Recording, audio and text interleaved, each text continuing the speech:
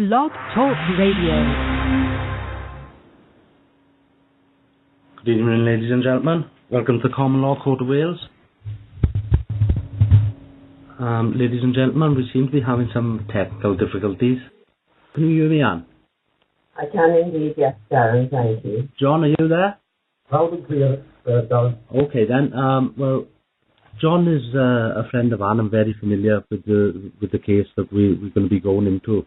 So I'll just hand it over to John at the moment, and he can pick you up and tell you all how he met Anne and what circumstances and how they developed.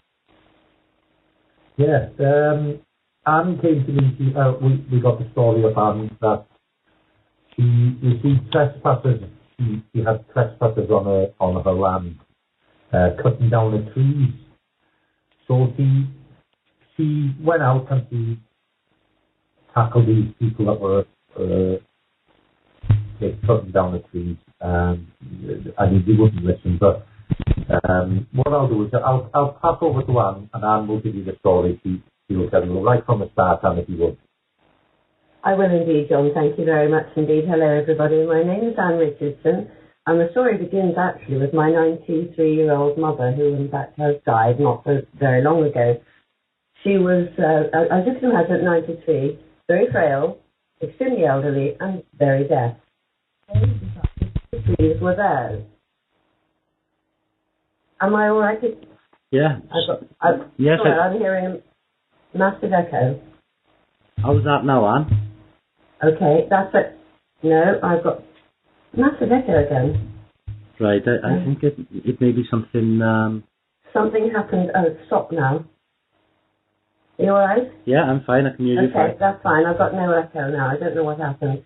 Anyway, my mother proceeded to take, after a lot of work and a lot of frightening things, she proceeded to have to take legal action to prevent the people from not only trespassing on her garden and chopping her trees, but in the end helping themselves to the back end of her garden willy-nilly. They had their workmen there. They were building a house. They were wandering about the place, and they had absolutely no respect for her or her property whatsoever. Unfortunately for her, she didn't realise that in doing that, she was taking on rather more than you usually do in a small, in fact, it's a small boundary dispute, because the solicitor that they had employed had told them to go ahead and stop building. He'd used, I can't tell you the law now because it's about 10 or 15 years ago and I just can't remember. But the barrister said that he had used an out-of-date law in order to tell them to carry on and build when they should in fact have not done so. I can only quote what the barrister, a fellow called Chris Wilson, had told us at a mediation meeting was the case. Subsequent to that, they carried on and they built. They destroyed she had a stone wall in one part of the end of her garden. They destroyed that wall. It became dangerous. In fact, they turned it from being a little field wall into being a wall that was going to have to support large machinery, diggers, a caravan. They built up behind it such that, in fact, the wall bowed and became dangerous. And in fact, the land behind it would be dangerous as well because, of course, putting heavy machinery up and down on a piece of land and a wall like that is likely to make it unstable. Consequently, there was about 6 years, I think, if I remember rightly, six or 8 years of back and forth with solicitors and barristers. And my mother's insurance covered £25,000, British pounds that is, in legal fees, to have sort of solicitors and barristers. So the company that she had employed to represent her spent the £25,000 writing letters back and forth to these people in Harlech and their solicitors and their barristers. And then at the end of it, there was still no satisfaction and nothing was going on. Mum was still left with these people doing what they liked and getting increasingly upset and obviously increasingly worried. At that point, the solicitor informed my mother and me that it was being taken into the court and that my mother would have a court case that she would have to represent herself because the money had run out.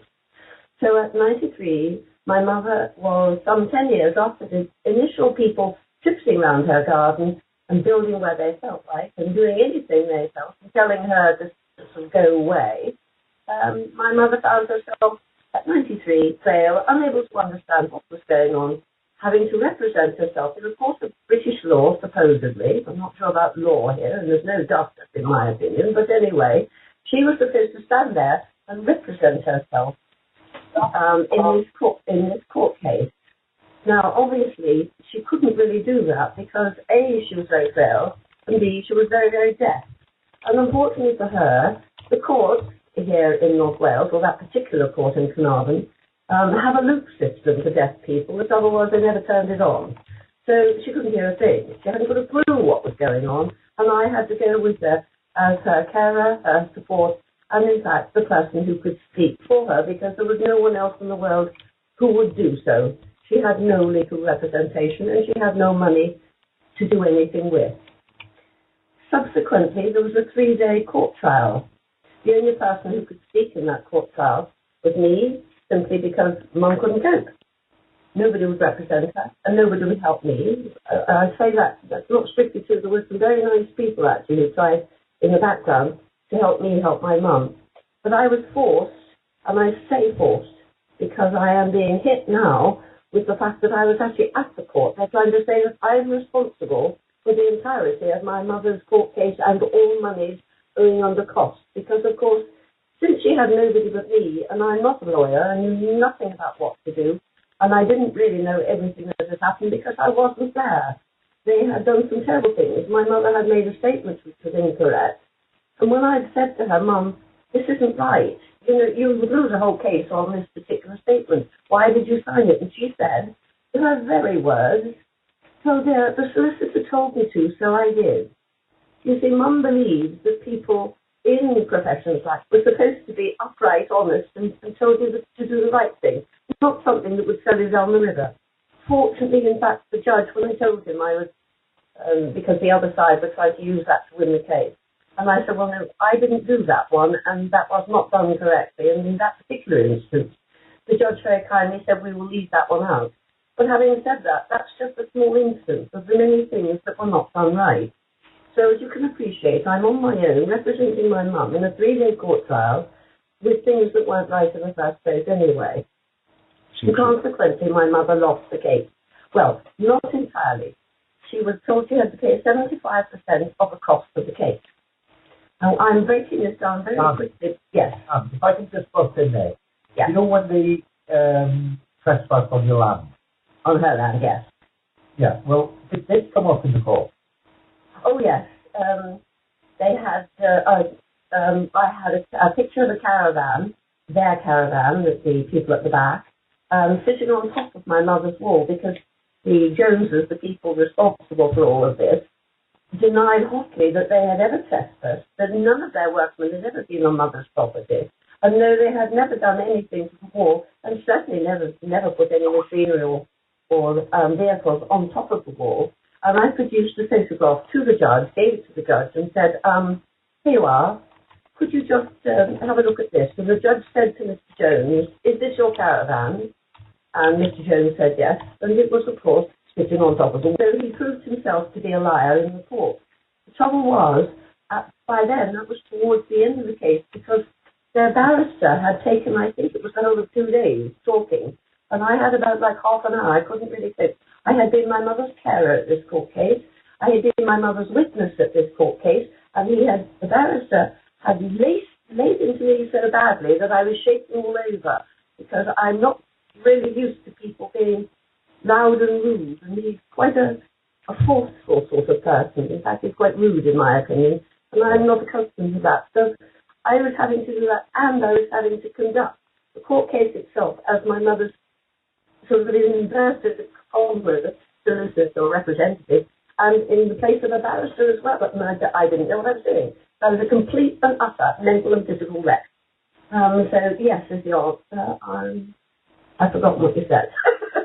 Well, they were trespassing on your land, and so, the wrong was done at the moment they started trespassing on your land. That's right, it was. That wrong was done straight away. So, what happened with you, with these charging orders being put on your mother's home? Oh, God. How much was it, you said? Well, this is where it gets very difficult because the solicitors are demanding, I think it's £65,000, of which they want 49,000. The trouble is, that's for their own cost. The trouble is that the costs are incorrect, and there's supposed to be an appeal about it, which was, the appeal has been allowed, but as yet not been done. There was a charge put on my mother's property. Of course, she's dead, so it's now a charge upon her estate, on top of which the other judge had said just before she died, in fact, had said that these solicitors and their clients, the people, the Joneses over in Harlech, can have £20,000 up front. Listen, my mother was there that day. £20,000 was to be paid to them up front immediately. Now, my mother was on a basic state pension. She had no other income whatsoever, and nobody in that court asked her one single tiny word about what her income was. And I was so shocked when he said that I said, but hang on a minute, you can't do that. These are my very words. Hang on a minute, you can't do that. She hasn't got any money. She only has a state pension.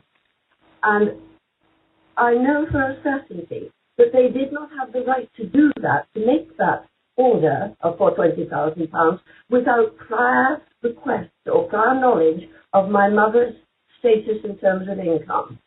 In other words, they should have asked first whether she had the ability to even pay it, and they didn't. So the senior judge, when the beginning of the appeal, the request for appeal went in, was done by me, in fact, prior to my mother's executor taking over. The senior judge down in Cardiff wrote to ask whether my mother had been asked about her income status, and we responded with no, she hadn't. It was shock that brought that to light by me saying it, because Mum just sat there with her mouth open, and in fact, as a result of that, my mother fell over, broke her hip, and subsequently died in the hospital 4 days later. Mm-hmm. She probably wouldn't be dead otherwise.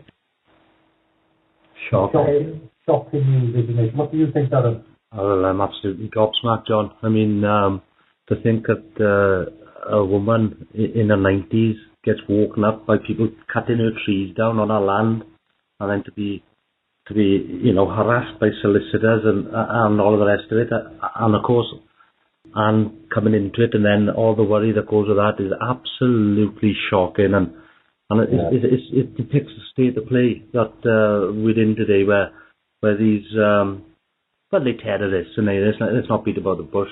These people are financial terrorists, and they're asset stripping the vulnerable, and it's just sickening. Well, it's worse than that. At the beginning, they were up because this house that they built is very high. My mother's little bungalow, and it's on the side of the mountain. And they were shining lights from there up above on their balcony into her windows at night. And then subsequently, this is quite a funny one actually, because not funny in terms of the happening, but afterwards they made a mistake. Because they put, one day, my mother rang me up actually before she died, crying her heart out, because they put what she thought was an eagle or a hawk up on the balcony, and she only liked to feed the little birds each day. That's the only pleasure she had left in her life. And unfortunately, she was crying because the birds wouldn't come to feed, because they'd put this stone or something, huge bird up on their balcony, and the birds were frightened to come and feed. And I was trying to reassure her that the birds would soon know it wasn't real, and they would come back.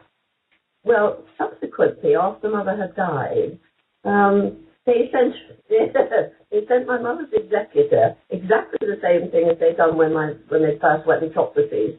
A letter requesting that they enter my mother's property and go and cut all the trees. And in it, they'd also put a picture of the trees, and there on the balcony was the very bird that they had terrorised my mother's little songbirds with. And I thought, that just shows the proof of what they're really like. They terrorised her, they abused her, they took away all her pleasure and all her freedom. And at the end of the day, she died, and I am left not only with nothing, because of what's happened in all of it financially, but also with them now, with a charge on her property. When my sister died, they have tried to remove from me I own my sister's house. I am in the process at the moment of them trying to remove from me the entirety of my sister's estate as well, leaving me horribly in debt because I looked after my sister while she was ill and dying, and I spent a huge amount of money, and I mean a huge amount of money, looking after mum and all her court things and my sister as well. So they've now got their greedy little hands on anything that might come out of my mother's property, and they are demanding through the courts the entirety of my sister's property, for which I have a buyer, but I can't sell because they have put a thing called unilateral order on my sister's property, and unfortunately that means that I can't do anything. So the money sits there, or it would if the man could pay it over, but he can't because they won't let him. And I'm ordered around as though I'm a nobody on earth. I have no rights whatsoever. I constantly have solicitors regularly every week ordering me to do things. They've broken me. When I say broken, I mean physically, emotionally, and financially. I have been broken so badly that I'm in the process at the moment, literally right now, of selling my own home in order to survive. I will have nowhere to go, and I will have very few means with which to go anywhere anyway. So that's 3 properties and the money from everything, and I'll have nothing. Yeah, we can hear the upset in your voice, and Well, I am, obviously. Of course, and it's understandably right. But, it's shocking what these people have done to you. It sounds like they began by trespassing on your land. They were after your land. They were grabbing your land. And then they take you through the courts. I mean, that is just tyranny, isn't it? Like you said, Darren, it's terrorism, isn't it? Terrorizing people. I mean, Mark Banks is with it. Mark has also been here. What do you think about that, Mark? It's terrible, isn't it? Well, it's absolutely disgusting the way she's been treated, John. There's another thing that hasn't been mentioned tonight is the fact how that they actually have now brought the boundary in front of the tree line, so they've moved the boundary even further, yeah? Yes, the courts have given the piece of land at the end of the garden to the Joneses now. The very piece, all the west of it is that's the very piece of land that originally even the Joneses admitted they did not own. They didn't own it, and the court actually gave away that land. And the wall that they damaged. They've given them the wall that they damaged. Yeah, but the actual tree line was planted somewhat years ago, yeah, 30 odd years ago. The tree line was planted, and the boundary now is actually in front of the tree line, where it was originally behind it. So there's the amount of land that they've actually gained now since is substantially more than what you actually went to court over. That's right. Yeah. Yeah, that's absolutely right. And the amount of land that they've gained is worth about £40,000 or £50,000, apparently, according to one of the agents. As well, so it's a nice unit from the nice right over the ground and everything. And it's just something I wanted to bring aware. That's what it's all about, Mark. The original dispute was a lot less of the actual land they've actually ended up taking from your mother's property, isn't it? That's right. You look at the deeds and look at the land registry. The land registry, like registered on the land registry. You can actually see, can't you, the way that the boundary has been bent and has been moved. Yes, absolutely. But it's now in front of that as well, isn't it? What's actually there on the land registry is actually somewhat 10, 15 foot in front of that, so they're taking it now to be in front of the tree line, haven't they, yeah? They have indeed, yes. Yeah. So that was just something I wanted to sort of make you aware there, that even from what they decided from in the court, they've still taken more as well. Yeah. And they're still demanding access, and, well, they're probably going there because I'm not over in Harlech now, but they've been demanding access, full access to the property in order to chop down the trees, which is how the whole thing started. And didn't they get a and yours on the whole property that you couldn't grow this? Oh, first of all, when we had the mediation some years ago now, about 8 years ago or something, they asked for a covenant to keep the trees to a certain height, and Mum didn't mind that. She just didn't want the trees destroyed because they were a line of quite nice beech trees. Yeah. But keeping them at a certain height was quite reasonable, you know. Unfortunately, they weren't happy with that. They changed it, and they decided, and they offered £7,500. And this is how you can see they knew they weren't theirs. They offered £7,500 for that covenant to keep the trees at a reasonable height. Unfortunately, they then changed their minds and decided they wanted a covenant on all the plants in the garden to keep everything in the garden under a certain height. I mean, that was absolutely ridiculous. That included the front garden as well. Front and everything, yes. Not only front, it included the front, but we're talking hills. Harlequins on the mountainside. Yeah, it's on a slope anyway, so the back of the garden is naturally higher than the front anyway. So absolutely. They got the covenant to cover the back garden and the front garden, yeah? Yep, they wanted it for the whole lot. And then they were all friends with the solicitors that was involved as well. Oh, yes, they were all local and friends with each other. My mother's neighbour worked for the solicitor. And she was at my mother's house every day. The next door neighbour to my mother's a friend of the solicitor's. He also had been a solicitor, and they were all good friends with each other. The Joneses, they all knew each other. They all went to school together. My mother hadn't got a hope in hell. They was all in the cliff, wasn't they? Absolutely. Yeah. Oh, yes. And that just shows the corruption and you know, the way done all the way to the top, and they all stick together and they look out for themselves, don't they, and for each other, don't they? Yeah. Absolutely. I mean, every town seems to have a local firm, and I'm just reading a book at the moment by a fellow by the name of David Morgan, who is describing the same thing. This is going on in everywhere at the moment. I mean, there simply seems to be a clique in each town and village. They're going around like untouchables, and they're using the system to facilitate the terrorism and the fraud. And I mean, these people, obviously they're motivated by greed, but to put your family through and yourself through that, and it's just disgusting. Yeah. I mean, it goes way beyond just that, because of course, what's going on now with my own life, as a result of all of that, and the fact that my sister died, and the treatment that my sister received at the hands of people that during her illness and after have been so bad that I'm a complete wreck.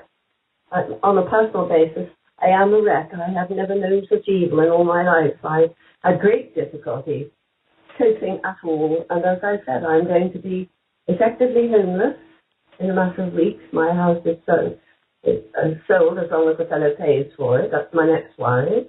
I don't know. The solicitor who's supposed to be doing my sale also is supposed to be doing my sister's, only now I find that she's the ex-partner or wife of the very solicitors that are acting against me. So it's a complete nightmare. These people don't care, and you know what I mean, Darren, Mark? They don't. They feed off your fear, and they don't give a damn about you. They'll put you in the streets. And with regard to Anne's case herself, they fed off her mother's vulnerability in the first. Oh, yeah. And her mother ended up losing her life because ultimately through the stress that she got put through and everything. Okay, so maybe some natural causes as well, but ultimately the stress that her mother went through, she lost her life. Her sister lost her life as well. And now they're putting Anne into a position where they're getting her. Anne's worried sick. Oh, yeah. She's very stressed. She doesn't know where to turn with it now. You see, what's happening here, we've had a chat before about it, guys. The court system, you had no legal representation, so it took big advantage of you by the time. Oh, yes. I think I told you, didn't I, John, that barrister, because the judge asked if my mother was supposed to receive some various things because she didn't entirely lose the case. And when the judge asked for the £10 that Mum was supposed to have been paid by us, I was going to make that up now. Yeah, so upset, that barrister stood there when I said no, I quietly said no, it hadn't been paid. And he stood there and he threw a £10 note across the table at me and said, there it is now. And that was in front of the judge? In the court, in front of the judge. In front of the judge. You know what I mean? That is disgusting, and it's not the way to act inside of a court, is it? If it was a court, because they're using these courts now to profit off people, aren't they? Well, I just stood there. I actually said to the usher afterwards, I refused to take the money. I said it was dirty money. I said I didn't realise that people could behave so badly in the court. I thought it was supposed to be somewhere where, at least people were trying to be just and at least you were supposed to be decent and behave properly. But if barristers can go around behaving like morons, then, what's the point? No, to flippantly throw a tenner across, especially being aware of the circumstances.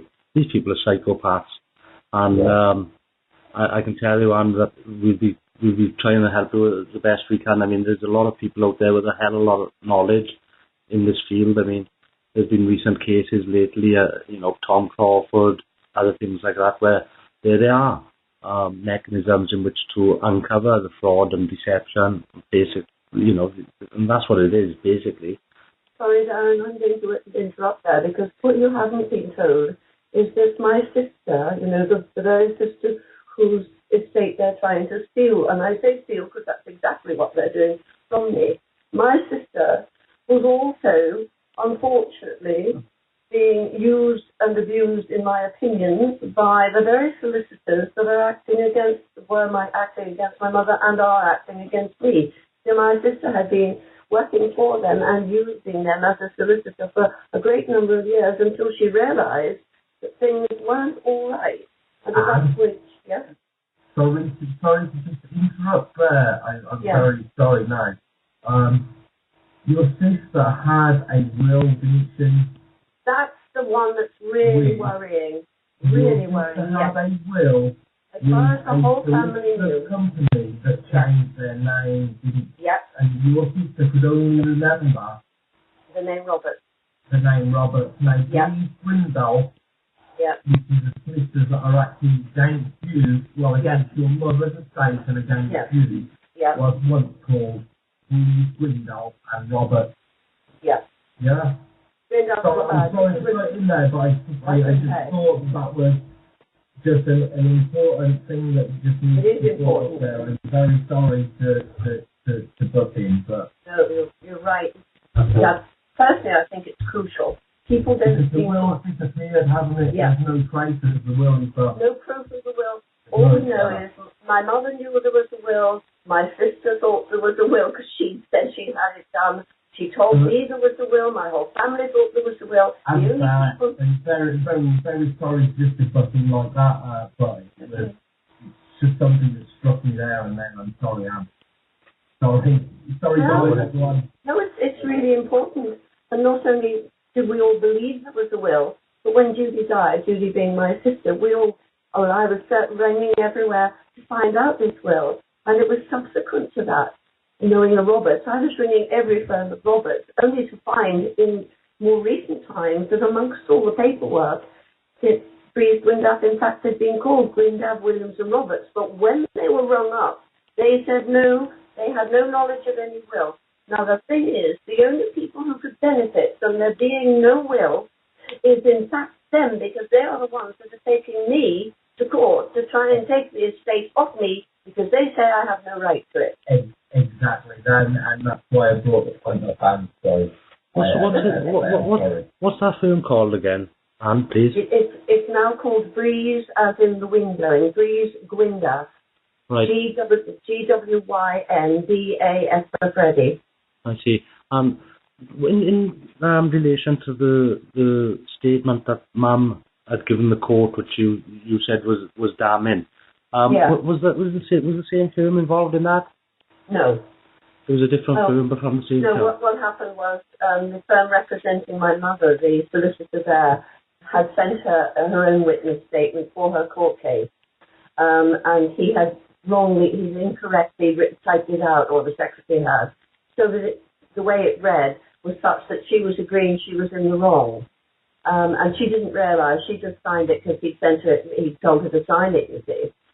She actually was signing away the truth, and it wasn't the truth, you see. Yes, so but that was just an accident, I think. Well, yes, I mean, a woman of 90 plus years feeling pressured and trusting the system, you know, let's face it, a vulnerable lady has been taken advantage of you, to say the least.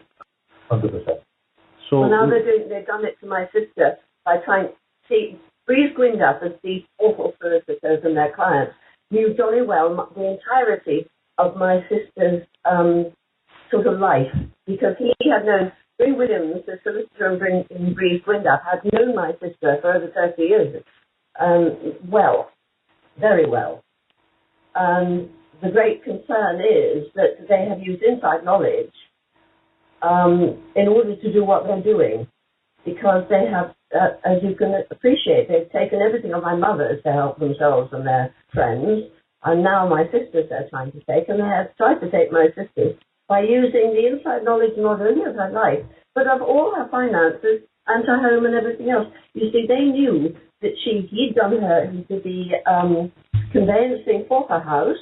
As far as I'm aware, he organised the mortgage with Barclays Bank, which was done wrongly, and in fact, the Ombudsman found in favour of my sister, and she was paid because the bank that it had been organised, the mortgage had been organised with, owed her for having wrongly done the whole thing. Now, I mean, the only person who could have done that is the very solicitors again, as far as I'm aware. It's very difficult, you see. So my sister was actually paid by the Ombudsman, by the bank, back by the bank, for their wrongdoing. There's a lot of that. I don't know if anybody knows it, but Fort Mallet was well known for cheating people, really, is what it boils down to. It's very well known for it. Was big in the press some years ago. So anyway, my sister, Just to recap for the people that are listening, how much money is involved here from these solicitors? I believe you've got so much on your mother's house, and they slapped one on your sister's house as well. So, I don't. And they've taken your land. They took your land. Now we're talking thousands of pounds that after you. You can just recap on that for them to hear. Okay. On my mother's, it will be the residue of her estate after her own executor's solicitors being paid, I presume. And I don't know the amount, but I'm guessing that it's somewhere around 25,000 on hers, approximately. I actually don't know. I thought it was about 32, but apparently I'm wrong. I don't know. But on my sister's, the price that the man was paying for the house is 45,000, because my sister owned her house outright, but it's in a frightful state. And that's another story, and a horrible one. But then on top of that, these miserable pigs in Port Mallet, the solicitors, are trying to take everything that was her estate. So they're demanding not only every penny that was left, which in actual fact she'd given to me long before she died, and just said, go and clear my bank account. Well, I didn't, did I? But I didn't know when I was told I had to put that in the probate. I said I shouldn't have to, it was already mine, but I got told I had to. So they want all of that. Well, of course, I haven't got it now. And on top of that, they want me to pay their costs. I'm supposed to be paying my mother's solicitor's costs. And I've got to find a way of representing myself, or paying him to do so, my mother's solicitor, this is, in the court case against me for apparently committing the fraud of inheriting my sister's estate, for which I was given probate. And, which means that any money I might have had from my own property, they might have tried to take. I sold my property, but I owe so much now anyway that there is nothing for anybody to take, because they've taken everything there was. So all told, you're talking approximately 40, 50, 60, 70, probably about 80 or 90,000 pounds. All based, assets stripping everything down, eh? Yeah, yeah. All based on an initial fraud. Yeah. The foundation of this crime. That's of the land it was, yeah? Yeah. That's of the land. Oh, I forgot that. It's £80,000 plus the property, of course. Yeah. Indeed. You So, hear that? They want the money and the property. Yeah, so... That's the reason I'm selling, well, not the reason I'm selling I've got to pay my debts. And now that they've stripped me of everything that my sister left me and telling me I have to pay everything else as well and ordering me about to drive around the countryside and empty houses and pay for removals and everything else. I'm broke. And I owe so much money, I'm having to sell my house to pay my own debts. Unbelievable. Well, I wasn't in debt before, I have to say, before my mother's court case and my sister died, I wasn't in debt. Because as well, Anya, these three young adults, Yeah. that are putting a stop, they're making you have a survey going in 50 days, Yes, they said that the amount that I've accepted from the purchaser on my sister's house is not all right, that I'm underselling it deliberately. It's too low. They said that you've got an agreement with someone or something. That's right. They said I'm in collusion with the purchaser, who I don't even know, in order to try and do a dirty deal sort of thing. Mm-hmm. Well, all I'm in fact, is debt. This legal firm, if you could just give the name again and whereabouts are they? Where are they based at? Yeah, the name is Breeze Grindas, and the fellow who pretends he's retired, but who did all of this originally and still is in the background doing it, is Corporal Williams, although his colleague is doing it now, and they are in the High Street in Portmaddock in Gwynedd. Terrible. Well, indeed. I mean, these people have to be named and brought and dragged into the light of truth. I realise, Anne, that it must have been very lonely at times, but obviously, alongside all this fraud and deception and, just this horrific things you've got to put up with, you've had 2 deaths in the family, one, your mother and your sister. Nobody cared. Nobody cared. They were actually taking me to court. They were taking my mother to court the day my sister's funeral was. No. They've been trying to take me to court throughout the funerals and running back and forth to hospital. And no matter how much trauma there has been, those are the days that they have sent threatening letters or court letters. Or my sister was in the middle of dying and having a funeral when they were sending me court things and informing me I had to start doing what they said within 7 days or else. I had enough trouble trying to keep myself from breaking down every 2 seconds. Here we are. So we got these big ad con men, and they're threatening ladies at the most vulnerable point in their life. And I mean, this is going to rile people up, and it's certainly going to get a lot of attention. And I mean, I know you're a very strong and brave lady, and I believe that there is help out there. In fact, I know there is. So if you just we need to get this help if we can, Darren. We will. She really does need it. Well, yes, indeed. I mean, we've recently been in touch with Griff and a few of the boys from Cardiff who are running the Daily Wales online, and we hope to be working very closely with them. And I can see that some of the this is a story that can go on the newspaper, and we'll try and get as much coverage and bring as much awareness to this horrendous crime that we can possibly do. They can't get away with this. Through lack of awareness, they would have been able to get away with it. But no, this stops. We don't have our elderly women treated like this. We don't have our mothers. We don't allow our mothers. Brought me to the sort of after Anne's story. She posted up in practical lawful defence about what was going on, and I happened to realise that she was local to Angleseys, and I've just been setting up an awareness group up in Angleseys to try and raise awareness, and I realised that it's an old lady that's getting treated terribly. Listen, they've murdered the mother in my eyes.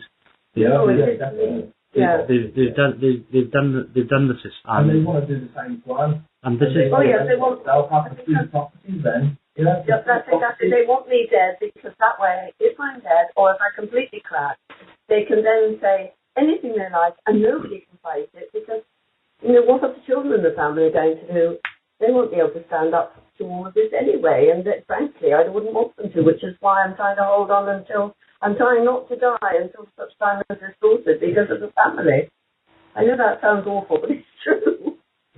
People are not aware that these things are going on, you know what I mean? And this is what's good about this radio broadcast now. We can bring you loads of shows, people, and we're gonna reveal everything. And whatever's going out there, we're gonna show you. We're gonna show you the evidence, because this is totally not acceptable at all.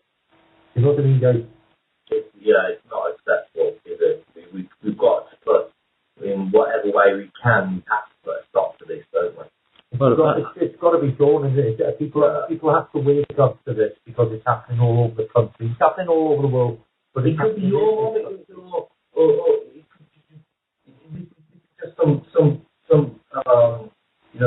to most people that are listening, this is just some old ladies that on an island in Angleseys. It could be their mum. Nobody will be their mum. Well, everyone's only 3 mortgage payments away from being made homeless, aren't they?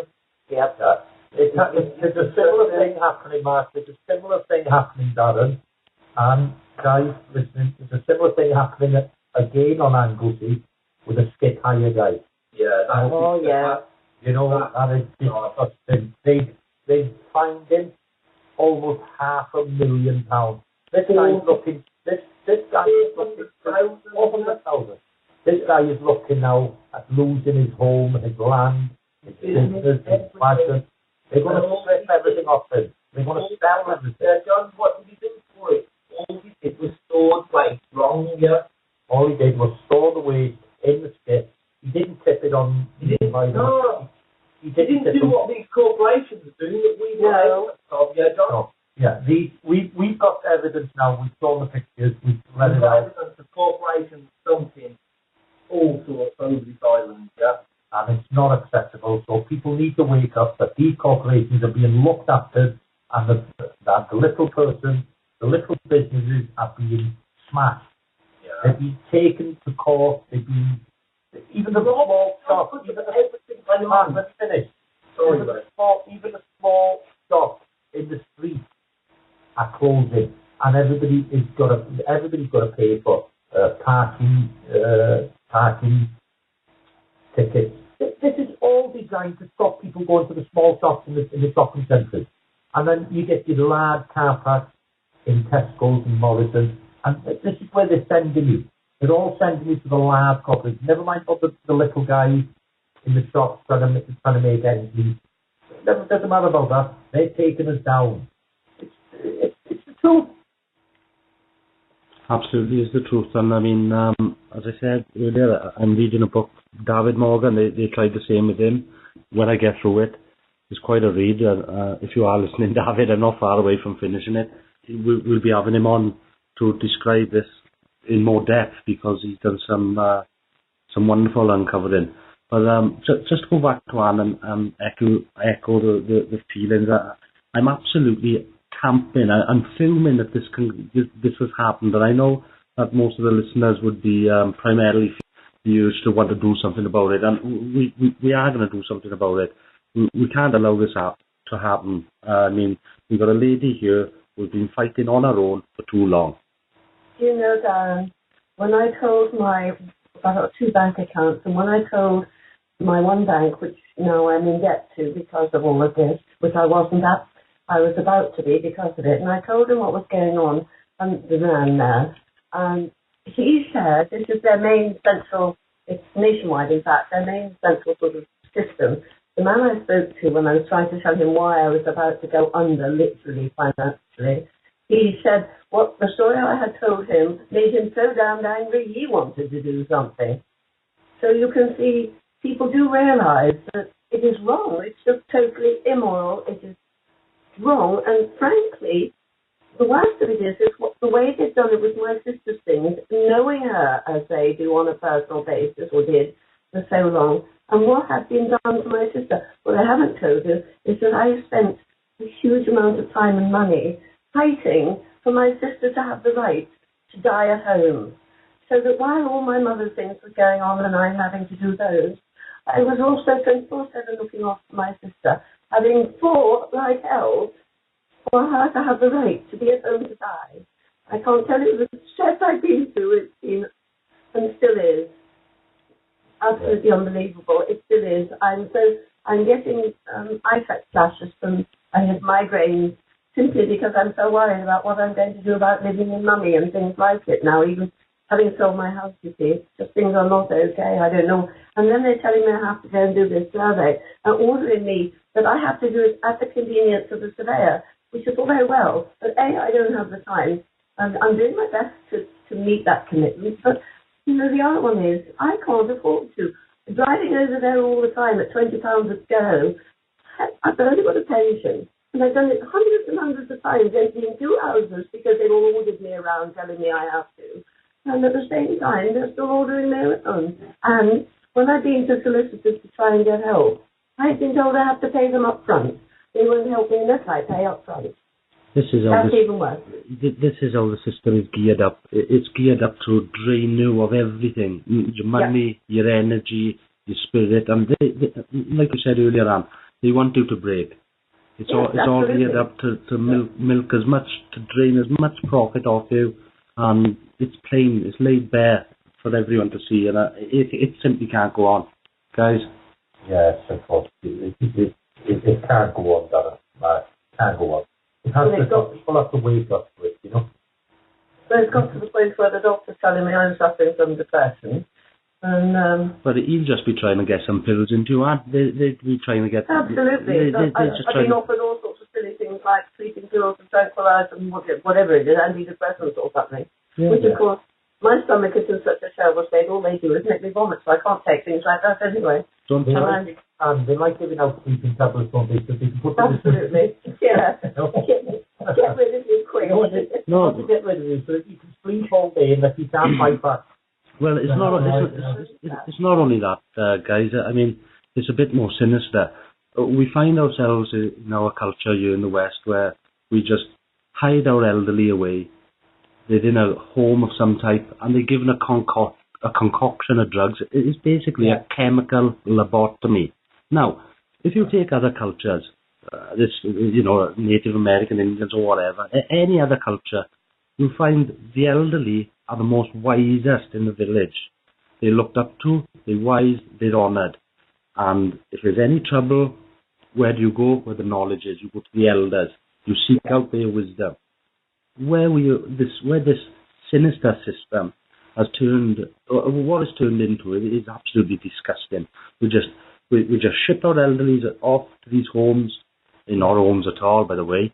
We've seen the way they treat them in there, but it's just to profit with the pharmaceutical companies who like I say, are giving these drugs, a huge amount of drugs, and they're basically, people have to sell their houses in order to pay for these so-called care homes.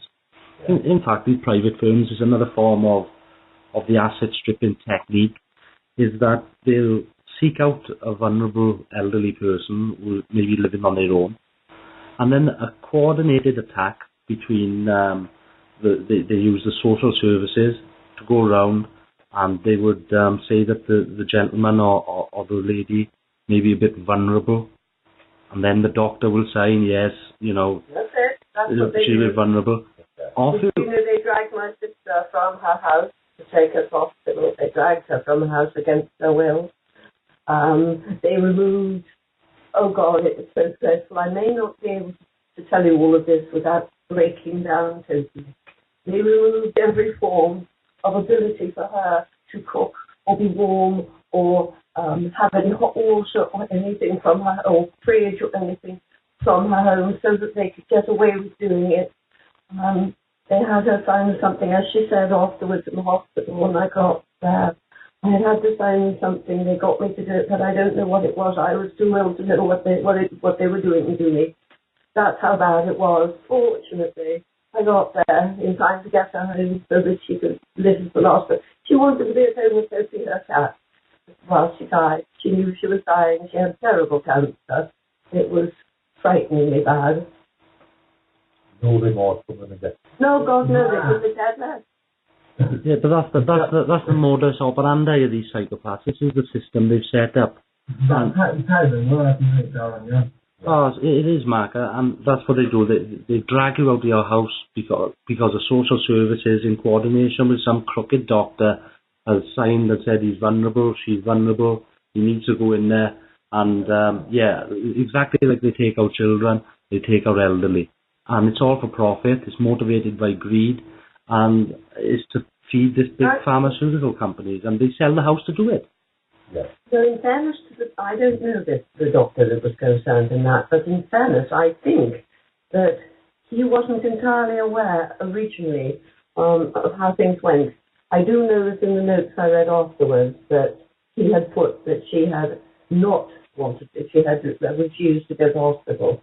And the social worker, in fairness again, the social worker was highly instrumental in helping me get her home. So there are times when people do the right thing, but the social worker had known my sister since the social worker was a little girl because Judy had taught her to ride.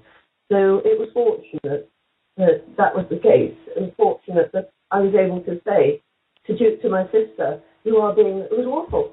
You are being lied to by people who say they're your friends. They are telling you that they're fixing your house, when in actual fact, they just told me I'm not to. I'm to wait until you're dead before I do anything.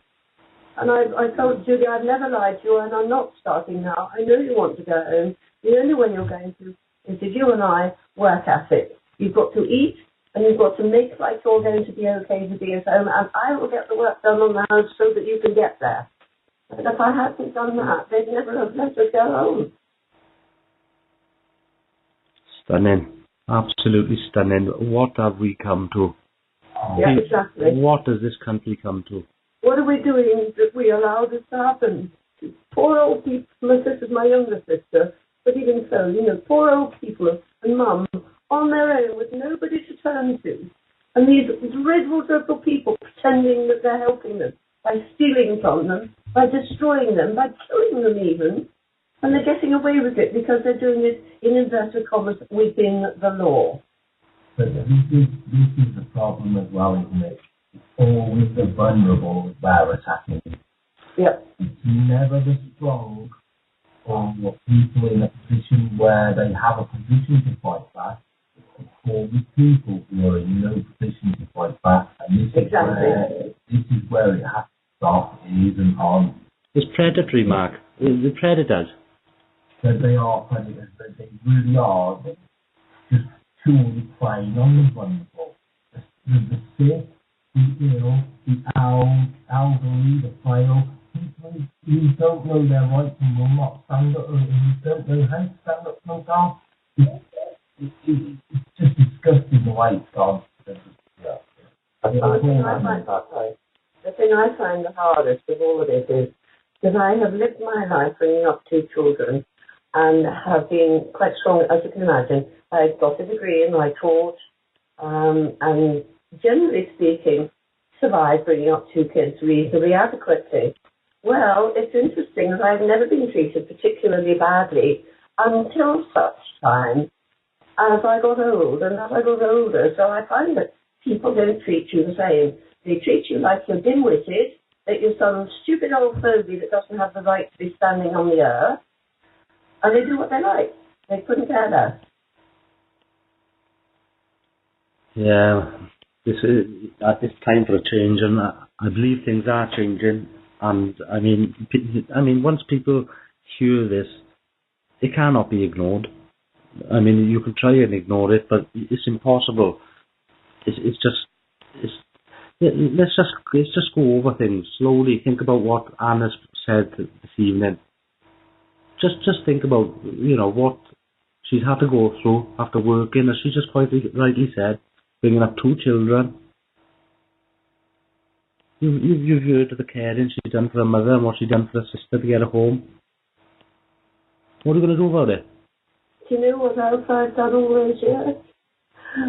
Oh gosh, I have worked with children in trouble, and children who are disabled in various ways, and the elderly when they needed help. I have done work with most of the members of society who have needed help and fought on their behalf. It's very, very hard to find when push came to shove. One of my family was given that right at any time. Very, very hard. So there you have it.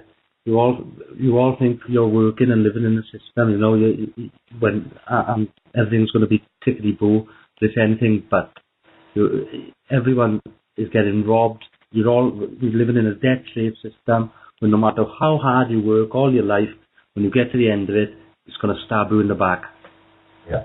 So what are we going to do about it? What listeners out there now, what are we going to do about it? We've got to get together.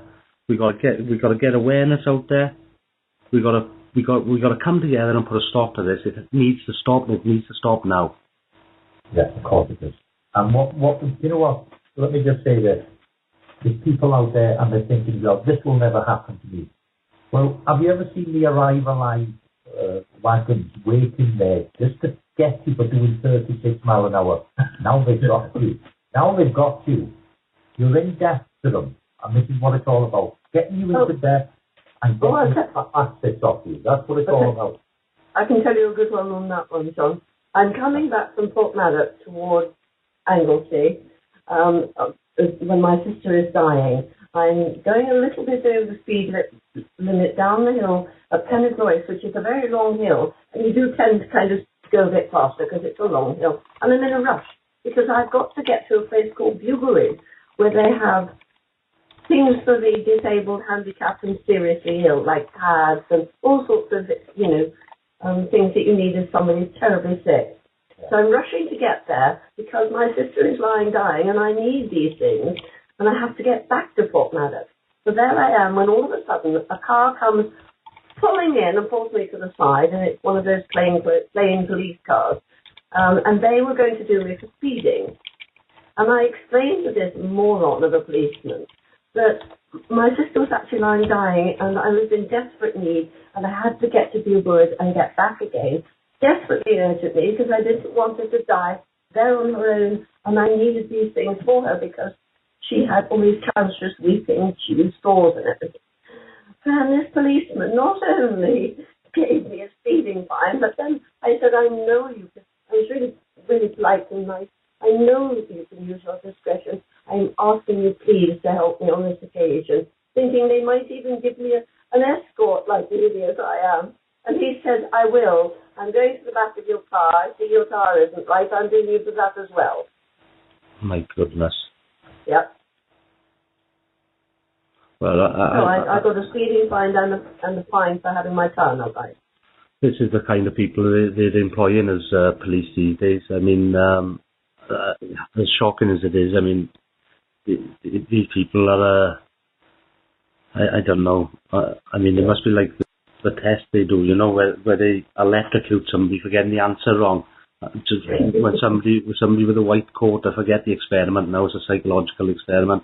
But these people are no empathy, no feeling, no care for their fellow human. No. Absolutely insane. Well, you can imagine I've got all this going on with my mother. I'm trying to look after my dying sister. The police are doing me for, I think it was £100 fine I have to pay. You can imagine all this. And Muggy was here. Well, I was just a walking wreck, I'm telling you. And I'm not my excuse me, I didn't mean to cough. I should have muted it. I forgot. Only worry, Anne, you're a very brave lady, and I got so much admiration. I just wish I could give you a hug just now. I mean, I'm sure everyone else is the same. I mean, horrific what you've had to go through. It common sense just goes out the window with them, yeah. Oh, they've got no common sense. They don't use common sense at all, do they? No. Well, no, I have to admit, the one thing I'm having at the moment, feeling terribly, is I'm crying at night. I'm not sleeping. I'm getting about 3 hours sleep a night. I'm not much use for all the things I need to be doing.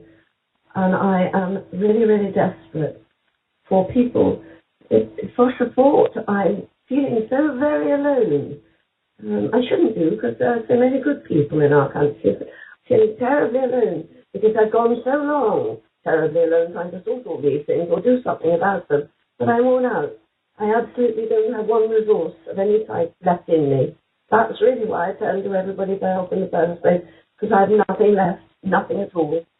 You're on Anglesey, and you're not alone. Don't be worried about that. You're not alone. She has full support from the hard group, doesn't she, John? Yeah. Of the field now with that. Although of course, but I'm just, as a regards to their feeling alone, there's plenty of us on Angleseys that can be wither in a matter of minutes giving up.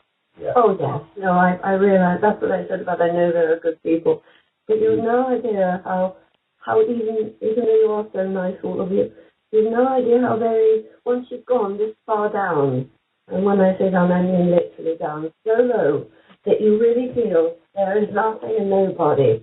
Well, listen to this now. It's just come to me, and it's going to be done. And all listeners out there, we need to get working on this. There's a thing going about now. It's called crowdfunding. You put something up, and people listen to it, and they put a few bob in to help things get going. Now, I suggest, with Anne's blessing, of course, that along with this broadcast, we should set up a specific fund for Anne, who would like to help to get in and to do what they can. Not only that, let's have somebody round having a cup of tea and checking in on Anne, giving her support as we go into the championship rounds, as I like to call them, because Anne has bitten down on the gum shield and has been fighting hard. And excellent idea, I think that is, Darren. I'd just like to say that we do see Anne every couple of weeks. We do check in and see on her, but the idea of getting some sort of fund set up for her, I think, is a brilliant idea. Yeah, I mean, anyone who listens to this broadcast this evening, Mark, will be compelled to help, I'm quite sure. I mean, the one thing with truth is, you don't have to defend it, it'll defend itself. People just need to hear it. I mean, I don't know how these platforms work, right, but they seem to be a tool for the people. Let's give it a go. And what's it called again, Darren? I haven't got a clue, John. I've never been at it, but I know that there's been a few. It's crowd source funding or something. It's called. I honestly don't know. The idea came to me as we were talking, and I just had to share it. But I have no idea how we're going to start it, but we're going to get on it. Yeah. Well, Dan, we're thinking of starting the page for this guy with the skits as well, because it's not fair what's happening to Anne. No, it's not. And it's not fair what's happening to this guy with the skits. And these are the only two people that we know of, you know what I mean? And the papers, they get it out there to the people to read. And the most important thing, they keep behind and put it under the carpet. Just when you think all he's done was put his skips on his own property. You know, not emptied them anywhere. He just had them on his property. I don't understand why they went falling in such a terrible way anyway, myself. Yeah. I mean, that's like telling me you start putting anything in the bins. Well, we won't be able to do nothing if we don't stand up for ourselves. No, I know. It's really, really bad. You know, the other thing that I found out, I'm really even more worried now, because apparently, with all the worries and all the financial things that now have happened to me that hadn't before, I'm going to have, of course, my credit referencing is now absolutely null and void. So, I won't be able to get a credit reference, and as a result of that, which, of course, the Jews and the very people and their solicitors can get, because the judge who told my mother that he was going to not make an order against them to that extent, because he was concerned that they might have their credit reference ruined. Well, I now don't have one, my mother didn't, and as a result of it, I can't get a reference for renting a property. Yeah. So you see, I'm really, really worried now, because no matter what I do, I can't seem to come with my head up. It's kind of, oh God, what happens next?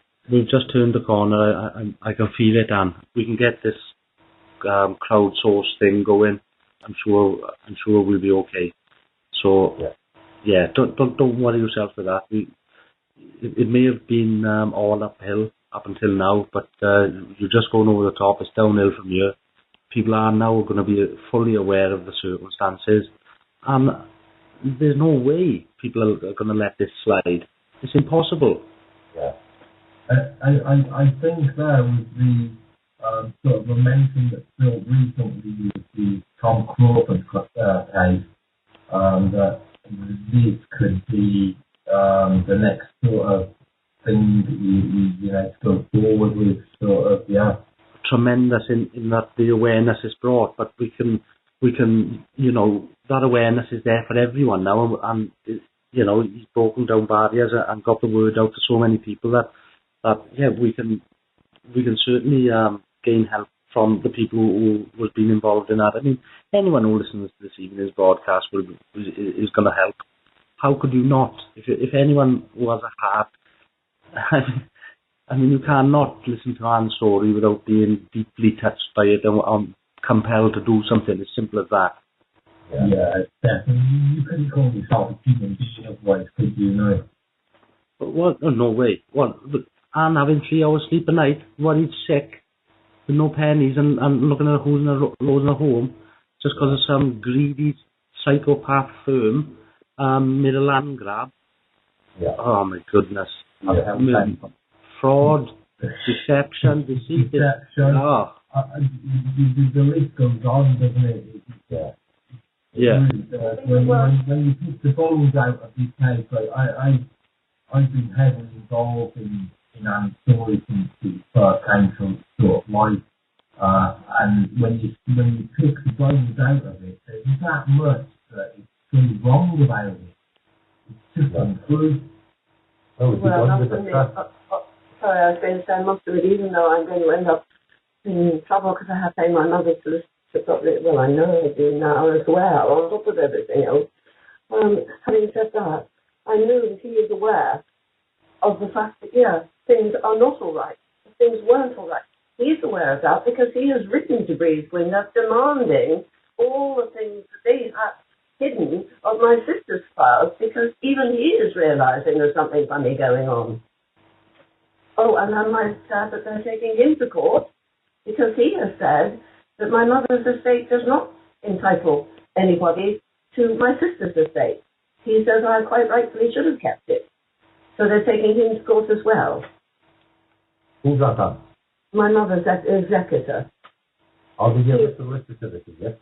Yeah, my mother's appointed a solicitor in Birkenhead as her executor, and they're also taking him to court with me because they say that he should not have let my sister's estate stay with me, but that he should have demanded it in order to pay the debt to them to my mother's estate. And he has said, no, I'm quite entitled to have had my sister's estate in the first place, which I had done so, because my sister had given it to me.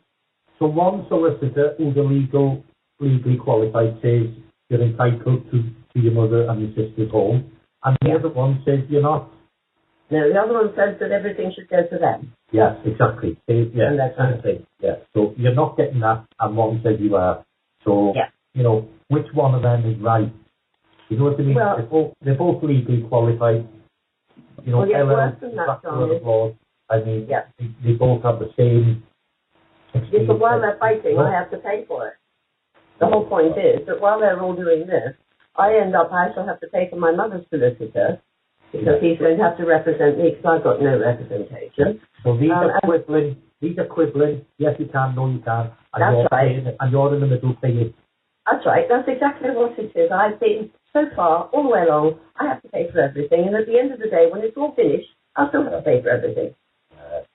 It sounds a bit iffy, doesn't it? You know, isn't it, Joe? Yep. You've heard the saying, we're all in this together. Yep.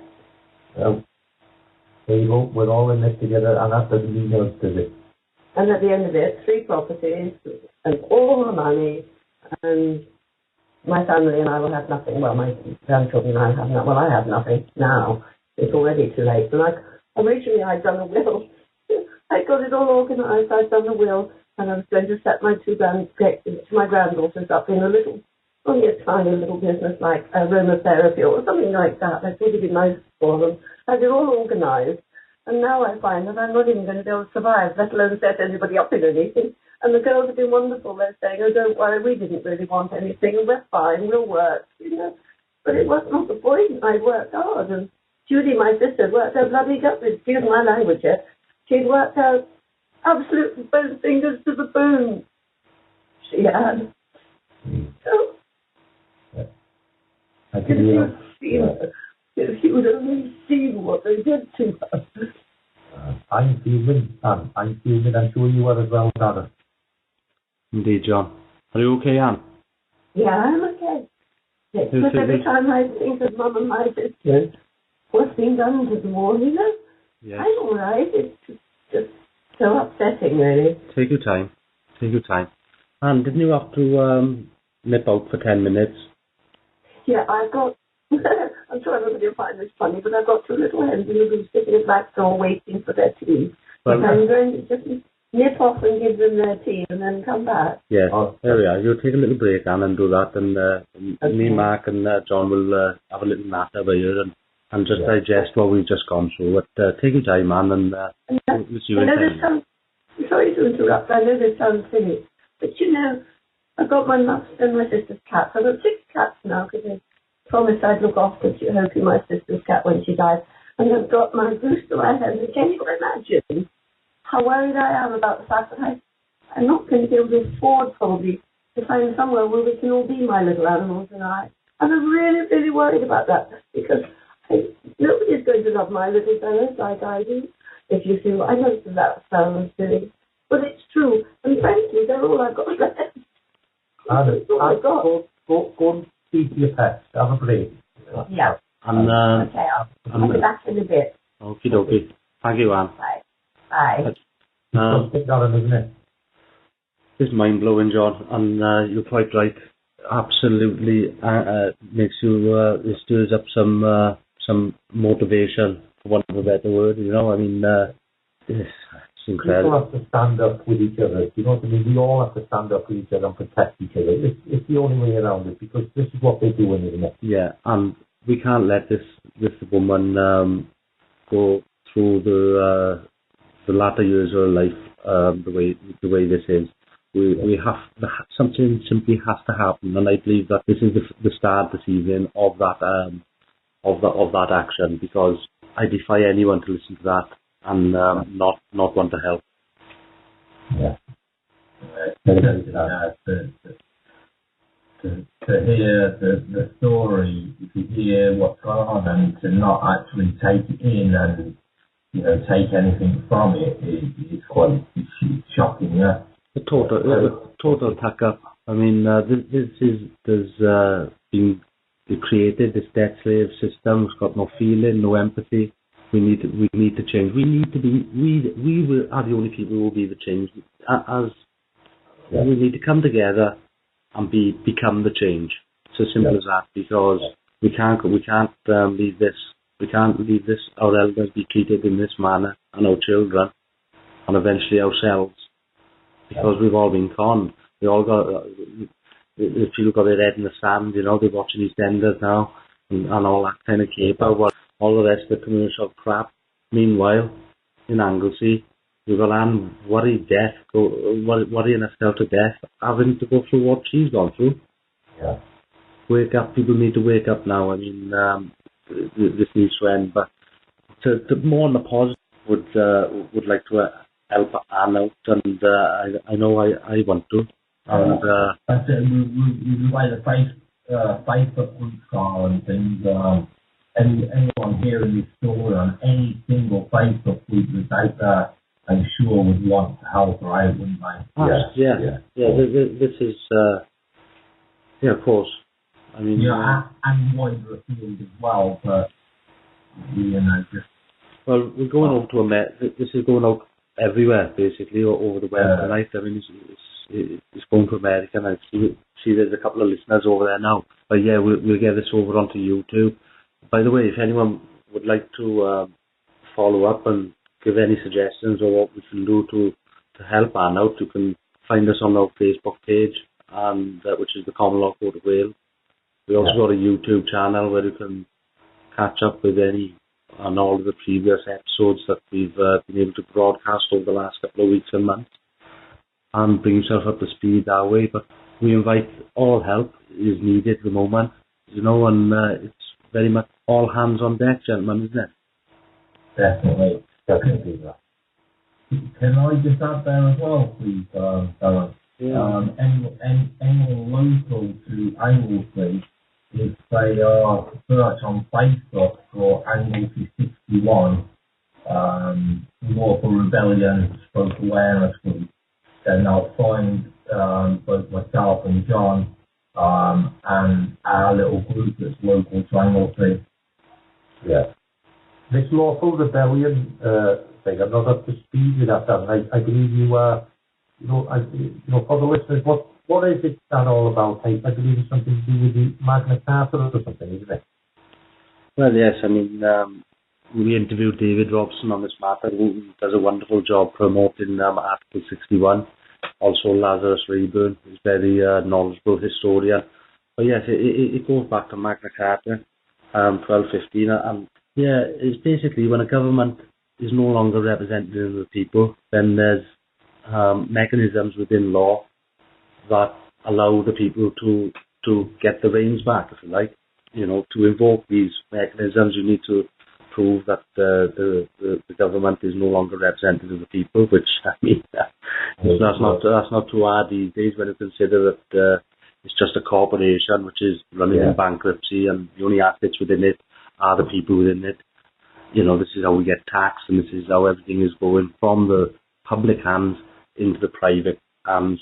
So basically assets stripping. So we know who the system represents, who the courts represents. We know that the courts themselves are totally corrupt institutes of corporations. I mean, so as far as Magna Carta and Article 61, it becomes your duty to go to do lawful rebellion, which is to not comply with this rotten system one little bit.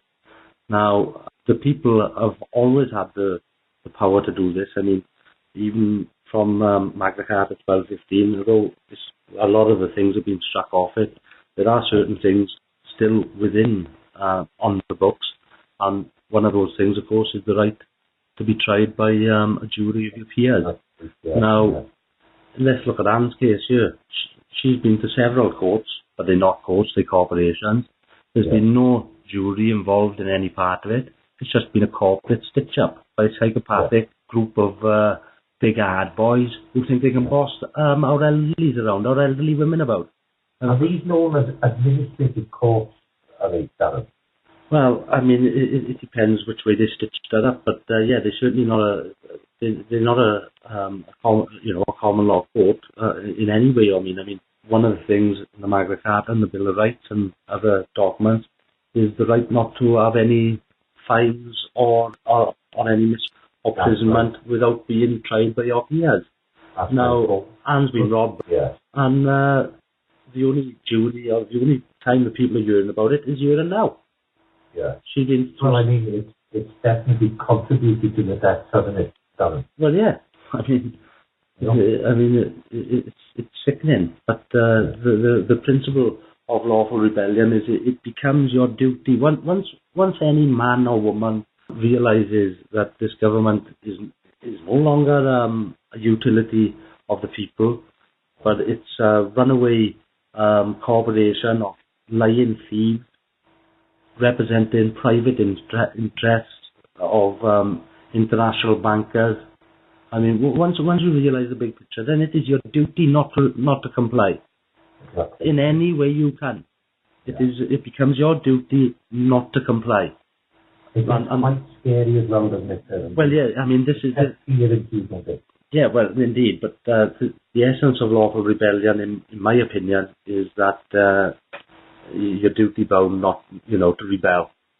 That's right, yeah. I mean, and there's 25 barons that have done this, put this into force, haven't they, Darren? Yes, I mean, it's not my speciality. We did do an episode with David Robson, who are fully knowledgeable very well up to date. I'm not sure the amount of barons and the finer details of it, but yes, that sounds right, John. Yeah. Yeah, and you've heard of Patrick Cullinan? Yes, we've also done an interview with Patrick that can be found on our YouTube channel, and he's quite an interesting guy. He knows what he's talking about. Well, he's spot on. These Zionist bankers, it can be proved that they funded every side of every war. They manipulated people against people call it red team versus blue team, you know. Yeah. Hello? It sounds like somebody's having some feedback there. Are we all right? There we are. It's gone now. How are you feeling, Anne?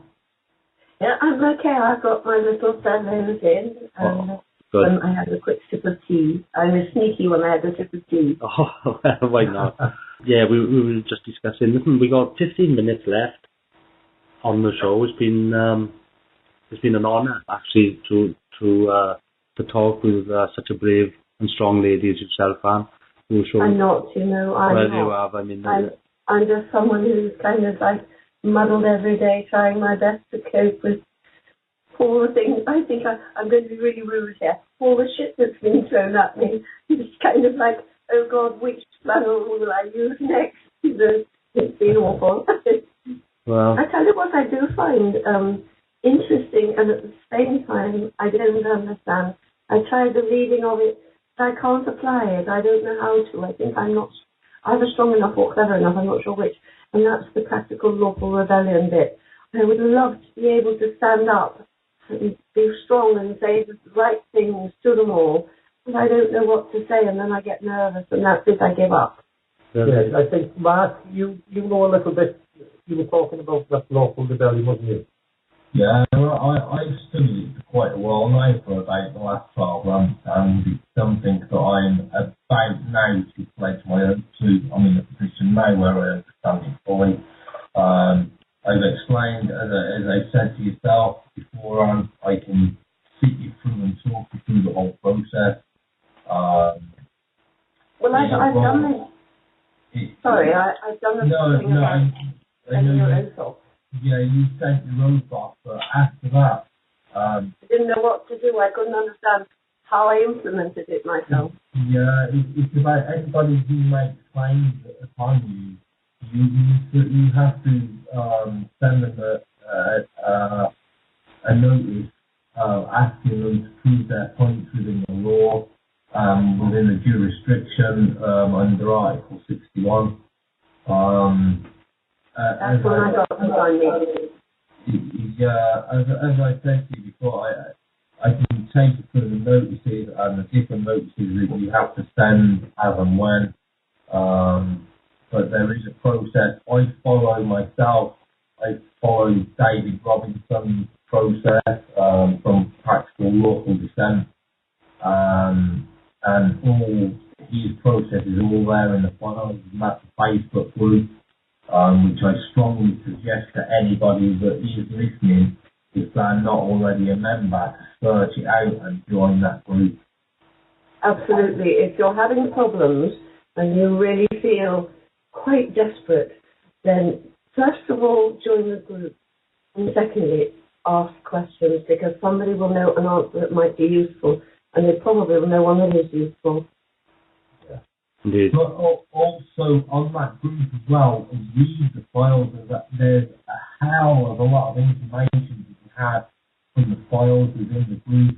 The thing I found, Mark, the thing I found the hardest was there are a lot of us reading, and we're really down and really low, and I'm an educated person, but I cannot sit and I can read it and then my brain doesn't take it in. But the stress is so bad, you just can't cope.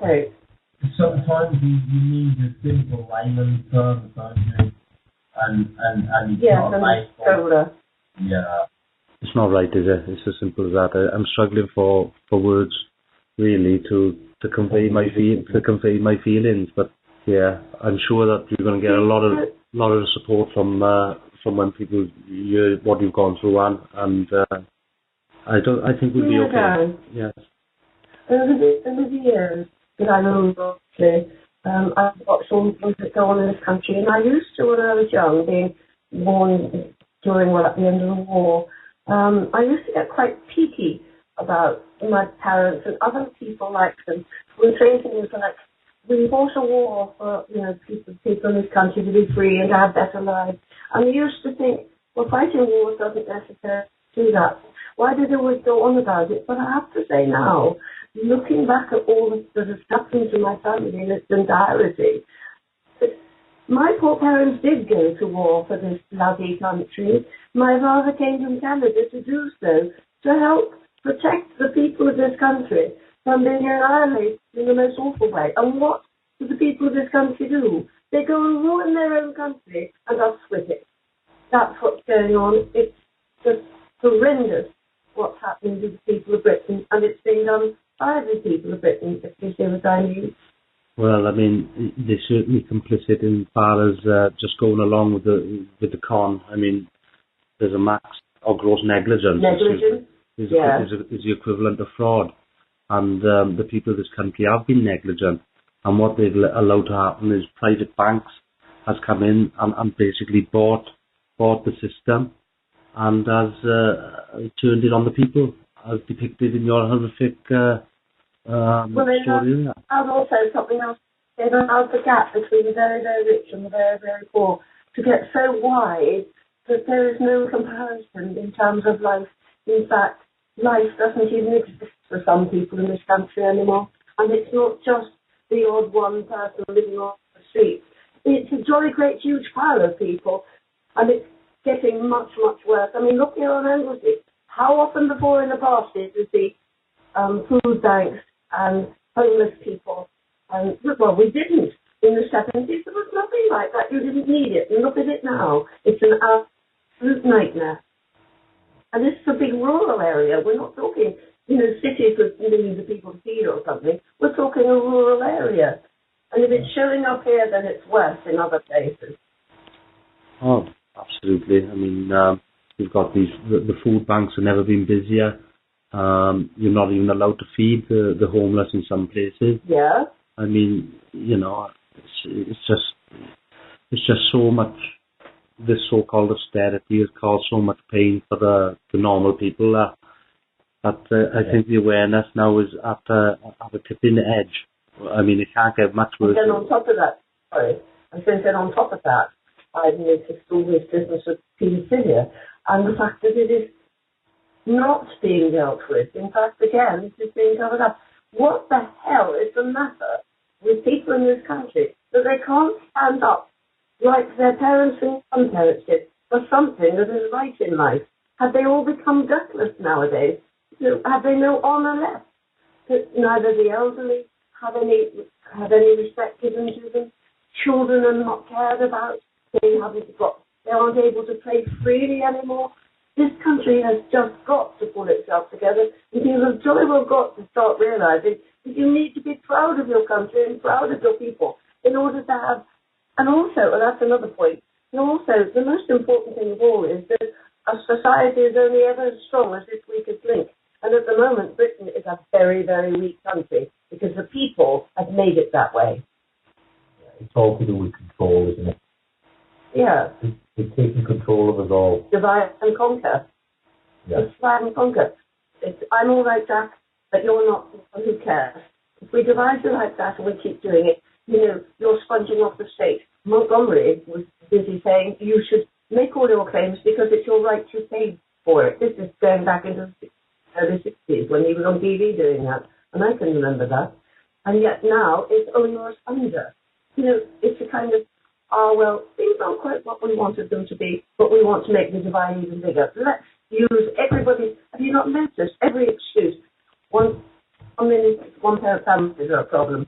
Then it's the elderly are a problem. Then it's, I don't know, people sponging from various walks of life. It doesn't matter what. Then the homeless are a problem. But they never actually say the rich are a problem. They never actually say the elite of this country are a problem. Nobody says, hey, come on, you've got it the wrong way round, because they don't want to know. And the people let it happen. Well, yes, I mean, it's facilitated through the media and other mediums, the newspaper and all these things that are controlled by the establishment. Yeah, you've got people. Well, yes, sorry, I was going to say, unfortunately, the media are, what's it called? They kowtow to the establishment, but there's another word for it, and I can't think of it offhand. Lapdogs. Yeah, they bought and paid for. Bought and paid for. Quite easily provable and researchable if you follow the money. I think it's only one or two companies who own the majority of all types of media. It does help facilitate the programming is on. I mean, what Anne just said there is quite correct. We've got one, these programs with people on dole, and they demonize them. It's just all. Turning people against each other, isn't it? Yeah, you know what I mean? Yeah. It's a nasty, violent diet of, brainwashing, really. Well, that's exactly what it is. It's a slow brainwash that gets to turn everyone's senses off. They're caught in a debt-slave system. They've got to work 10 hours a day, 5 days a week, or even more. And the very people who are enforcing, in inverted commas, these things, have no idea how to do that kind of work themselves because they're lazy. That's why they're enforcing it, because they want other people to do it, because you've got to be their servants and slaves. That's right. And again, it's facilitated in the curriculum that the children are taught in school today. I mean, you can't call it an education. It's absolute trash, what they taught in our schools. You go back to the classical way of teaching, or even, I tell you what's a shocker. There's an online test for, I think it's dated 1870, and the test is for 8-year-old children. It's online. If you just type in test for 8-year-old children 1870, you'll find it. After you found it, try and answer any of the questions on it. Absolutely incredible. The standard of education then to now is just light years. We think we've progressed. We have not progressed 1 inch. We've gone back 200 years, not forward. I mean, just have a look at the questions on that online thing. They talked about the colour of blood. They talked about how money is created, how politics works, and it's fascinating. But at the same time, it highlights perfectly how the education system, by design, has totally given the majority of people an inability to think and work things out for themselves. You just look at you don't have to do much to get the normal man in the street to vote. I mean, in America, it's even worse. When Obama was doing his election, he went down to some place and he was giving out mobile phones. And there's a famous bit of footage. I'm voting for Obama. He give me a mobile phone. I mean, it's just unbelievable. The whole system is designed to dumb people down, isn't it? Oh, perfectly.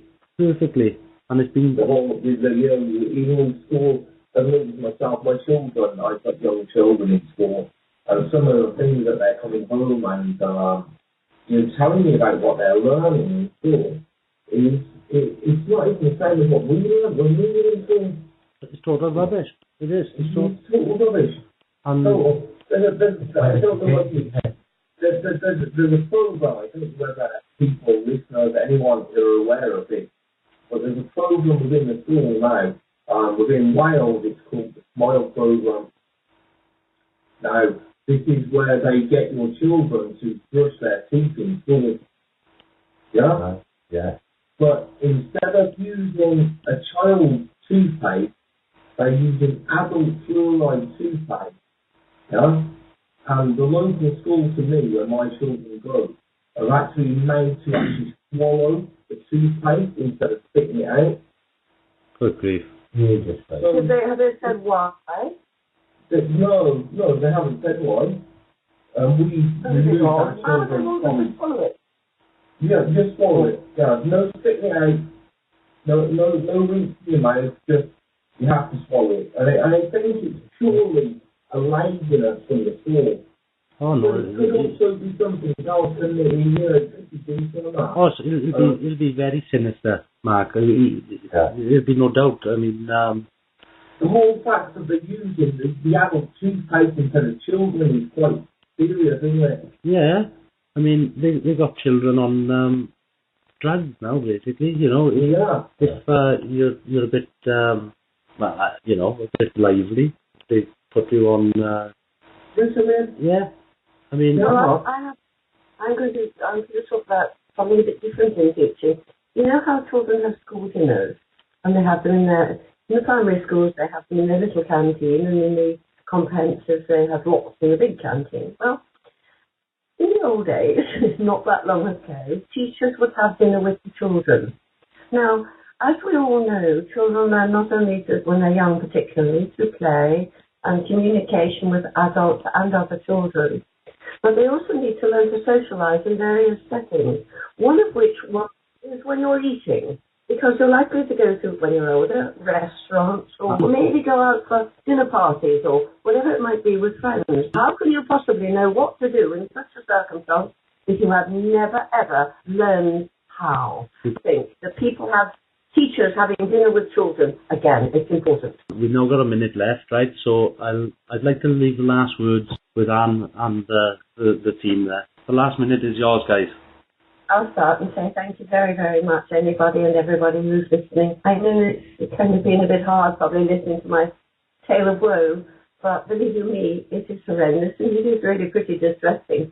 And going back to the teaching, I really, really think teachers should be eating with children so children could learn to have discussions, good educational and social discussions over their meals so that they understand that a meal is something you have at the table and not in front of an Xbox. Exactly, Anne. Keep your eyes open on Facebook for adverts because there's a lot more coming to you. I'd just like to add, thanks everyone who listened and everybody who's out there. If you've heard Anne's story, please get behind it. Yeah. Thank you, Darren. You're welcome, lads. Thank you very much, Darren. No, this is just the start, guys. We've got some serious work to do. Thank you all. And thank you as well, Anne. You've been thank you, Darren. Thank you very, very much. Blog Talk Radio. Good evening, ladies and gentlemen. Welcome to the Common Law Court of Wales. Ladies and gentlemen, we seem to be having some technical difficulties. Can you hear me, Anne? I can indeed, yes, Darren, thank you. John, are you there? Loud and clear, Darren. Okay then. Well, John is a friend of Anne and very familiar with the case that we're going to be going into. So I'll just hand it over to John at the moment, and he can pick you up and tell you all how he met Anne and what circumstances and how they developed. Yeah, Anne came to me. We got the story of Anne that she received trespassers. She had trespassers on her land, cutting down the trees. So she went out and she tackled these people that were cutting down the trees. They wouldn't listen, but. What I'll do is I'll pass over to Anne, and Anne will give you the story. She will tell you right from the start, Anne, if you would.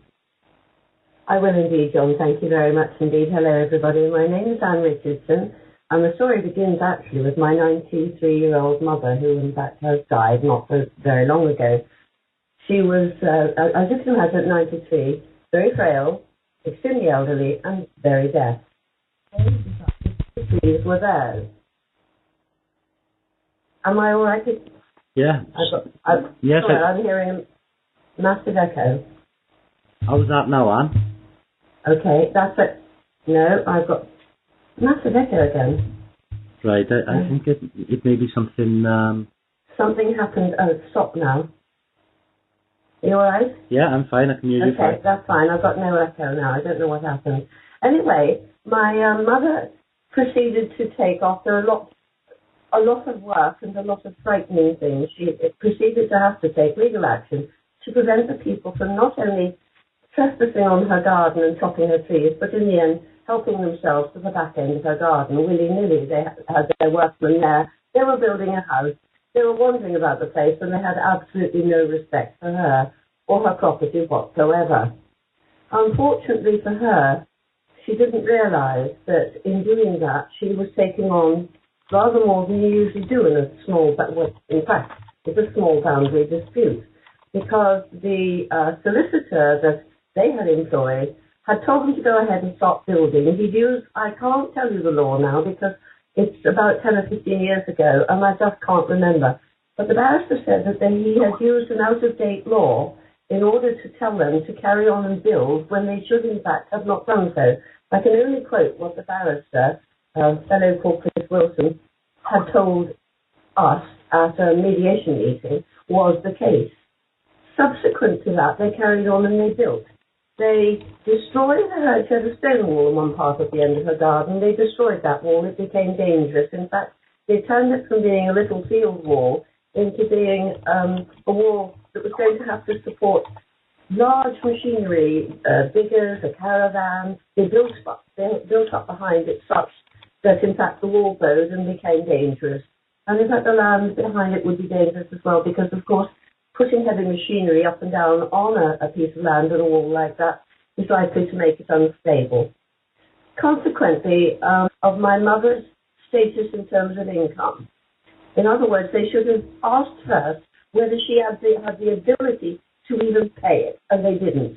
So the senior judge, when the beginning of the appeal, the request for appeal went in, was done by me, in fact, prior to my mother's executor taking over, the senior judge down in Cardiff wrote to ask whether my mother had been asked about her income status, and we responded with no, she hadn't. It was shock that brought that to light by me saying it, because Mum just sat there with her mouth open, and in fact, as a result of that, my mother fell over, broke her hip, and subsequently died in the hospital 4 days later. Mm-hmm. She probably wouldn't be dead otherwise. Shocking news, isn't it? What do you think, Darren? Well, I'm absolutely gobsmacked, John. I mean, to think that a woman in her 90s gets woken up by people cutting her trees down on her land, and then to be harassed by solicitors and all of the rest of it, and of course, and coming into it, and then all the worry that goes with that is absolutely shocking, and it depicts the state of play that we're in today, where these they're terrorists, and let's not beat about the bush. These people are financial terrorists, and they're asset stripping the vulnerable, and it's just sickening. Well, it's worse than that. At the beginning, they were up because the house that they built is very high. My mother's little bungalow, and it's on the side of the mountain. And they were shining lights from there up above on their balcony into her windows at night. And then subsequently, this is quite a funny one actually, because not funny in terms of the happening, but afterwards they made a mistake. Because they thought one day, my mother rang me up actually before she died, crying her heart out, because they put what she thought was an eagle or a hawk up on the balcony. And she only liked to feed the little birds each day. That's the only pleasure she had left in her life. And unfortunately, she was crying because the birds wouldn't come to feed, because they'd put this stone or something, huge bird up on their balcony, and the birds were frightened to come and feed. And I was trying to reassure her that the birds would soon know it wasn't real, and they would come back. Well, subsequently, after Mother had died, they sent my mother's executor exactly the same thing as they'd done when they first went and chopped the trees. A letter requesting that they enter my mother's property and go and cut all the trees. And in it, they'd also put a picture of the trees, and there on the balcony was the very bird that they had terrorized my mother's little songbirds with. And I thought, that just shows the proof of what they're really like. They terrorized her, they abused her, they took away all her pleasure and all her freedom. And at the end of the day, she died, and I am left not only with nothing, because of what's happened in all of it financially, but also with them now, with a charge on her property. When my sister died, they have tried to remove from me, I who own my sister's house, I am in the process at the moment of them trying to remove from me the entirety of my sister's estate as well, leaving me horribly in debt because I looked after my sister while she was ill and dying, and I spent a huge amount of money, and I mean a huge amount of money, looking after Mum and all her court things, and my sister as well. So they've now got their greedy little hands on anything that might come out of my mother's property, and they are demanding through the courts the entirety of my sister's property, for which I have a buyer, but I can't sell because they have put a thing called unilateral order on my sister's property, and unfortunately that means that I can't do anything. So the money sits there, or it would if the man could pay it over, but he can't because they won't let him.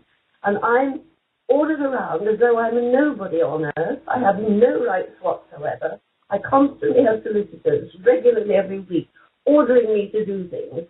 They've broken me. When I say broken, I mean physically, emotionally, and financially. I have been broken so badly that I'm in the process at the moment, literally right now, of selling my own home in order to survive. I will have nowhere to go, and I will have very few means with which to go anywhere anyway.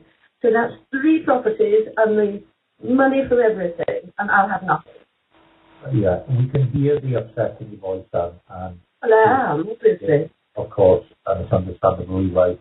But, it's shocking what these people have done to you. It sounds like they began by trespassing on your land. They were after your land. They were grabbing your land. And then they take you through the courts. I mean, that is just tyranny, isn't it? Like you said, Darren, it's terrorism, isn't it? Terrorizing people. I mean, Mark Francis with it. Mark has also been there. What do you think about that, Mark? It's terrible, isn't it? Well, it's absolutely disgusting the way she's been treated, John. There's another thing that hasn't been mentioned slightly is the fact how that they actually have now brought the boundary in front of the tree line.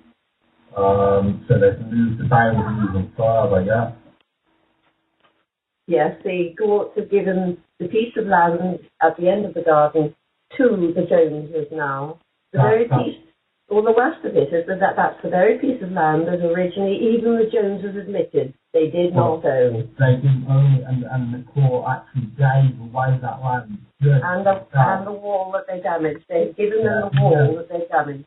Yeah, but the actual tree line was planted somewhat years ago, yeah, and 30 odd years ago. The tree line was planted, and the boundary now is actually in front of the tree line, where it was originally behind it. So there's the amount of land that they've actually gained now since is substantially more than what you actually went to court under. That's right. Yeah. Yeah, that's absolutely right.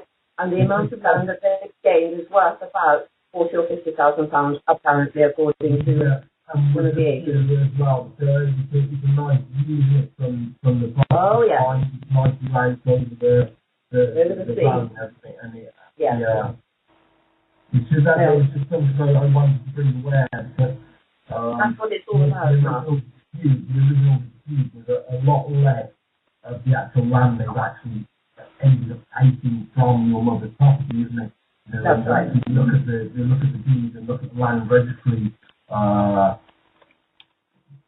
land registry, like registered on the land registry. You can actually see, can't you, the way that the boundary has been bent and has been moved. Yes, absolutely. But it's no the cost of the case. Now, I'm breaking this down very quickly. Yes. If I can just bust in there. Yeah. When they trespass on your land? On her land, yes. Yeah, well, did this come up in the court? Oh, yes. They had, I had a picture of a caravan, their caravan, with the people at the back, sitting on top of my mother's wall, because the Joneses, the people responsible for all of this, denied hotly that they had ever trespassed, that none of their workmen had ever been on mother's property, and though they had never done anything to the wall, and certainly never put any machinery or vehicles on top of the wall. And I produced a photograph to the judge, gave it to the judge, and said, here you are, could you just have a look at this? And the judge said to Mr. Jones, is this your caravan? And Mr. Jones said yes, and it was, of course, sitting on top of the wall. So he proved himself to be a liar in the court. The trouble was, by then, that was towards the end of the case, because their barrister had taken, I think it was the whole of 2 days, talking, and I had about half an hour. I couldn't really sit. I had been my mother's carer at this court case. I had been my mother's witness at this court case, and the barrister had laid into me so badly that I was shaking all over, because I'm not really used to people being loud and rude, and he's quite a forceful sort of person. In fact, he's quite rude in my opinion, and I'm not accustomed to that. So I was having to do that, and I was having to conduct the court case itself as my mother's sort of an inverted comma, solicitor or representative, and in the place of a barrister as well. But I didn't know what I was doing. I was a complete and utter mental and physical wreck. So yes, is the answer. I forgot what you said. Well, they were trespassing on your land, and so the wrong was done at the moment they started trespassing on your land. That's right, it was. That wrong was done straight away. So, what happened with you, with these charging orders being put on your mother's home? Oh, God. As you said, how much was it, you said? Well, this is where it gets very difficult, because the solicitors are demanding, I think it's £65,000, of which they want £49,000. The trouble is, that's for their own cost. The trouble is that the costs are incorrect, and there's supposed to be an appeal about it, which was, the appeal has been allowed, but it as yet not been done. There was a charge put on my mother's property. Of course, she's dead, so it's now a charge upon her estate, on top of which the other judge had said just before she died, in fact, had said that these solicitors and their clients, the people, the Joneses over in Harlech, can have £20,000 up front. Listen, my mother was there that day. £20,000 was to be paid to them up front immediately. Now, my mother was on a basic state pension. She had no other income whatsoever, and nobody in that court asked her one single tiny word about what her income was. And I was so shocked when he said that I said, but hang on a minute, you can't do that. These are my very words. Hang on a minute, you can't do that. She hasn't got any money. She only has a state pension. And I know for a certainty that they did not have the right to do that, to make that order for £20,000 without prior request or prior knowledge. There was about 6 years, I think, if I remember rightly, six or 8 years of back and forth with solicitors and barristers. And my mother's insurance covered £25,000, British pounds that is, in legal fees, to have sort of solicitors and barristers. So the company that she had employed to represent her spent the £25,000 writing letters back and forth to these people in Harlech and their solicitors and their barristers. And then at the end of it, there was still no satisfaction and nothing was going on. Mum was still left with these people doing what they liked and getting increasingly upset and obviously increasingly worried. At that point, the solicitor informed my mother and me that it was being taken into the court and that my mother would have a court case that she would have to represent herself because the money had run out. So at 93, my mother was some 10 years after the initial people tipsing around her garden and building where they felt like and doing anything they felt and telling her to sort of go away. My mother found herself at 93, frail, unable to understand what was going on, having to represent herself in a court of British law, supposedly. I'm not sure about law here, and there's no justice in my opinion, but anyway, she was supposed to stand there and represent herself in this court case. Now, obviously, she couldn't really do that because A, she was very frail, and B, she was very, very deaf. And unfortunately for her, the court here in North Wales, or that particular court in Carnarvon, have a loop system for deaf people, which otherwise they never turned it on. So she couldn't hear a thing. She hadn't got a clue what was going on, and I had to go with her as her carer, her support, and in fact the person who could speak for her, because there was no one else in the world who would do so. She had no legal representation, and she had no money to do anything with. Subsequently, there was a 3-day court trial. The only person who could speak in that court trial was me, simply because Mum couldn't cope. Nobody would represent her, and nobody would help me. I say that's not strictly true. There were some very nice people, actually, who tried in the background to help me help my mum. But I was forced, and I say forced, because I am being hit now with the fact that I was actually at the court. They're trying to say that I'm responsible for the entirety of my mother's court case and all monies owing under costs, because, of course, since she had nobody but me, and I'm not a lawyer, and knew nothing about what to do, and I didn't really know everything that had happened because I wasn't there. They had done some terrible things. My mother had made a statement which was incorrect. And when I'd said to her, Mum, this isn't right. You know, you would lose a whole case on this particular statement. Why did you sign it? And she said, in her very words, "So dear, the solicitor told me to, so I did." You see, Mum believes that people in professions like were supposed to be upright, honest, and told you to do the right thing, not something that would sell you down the river.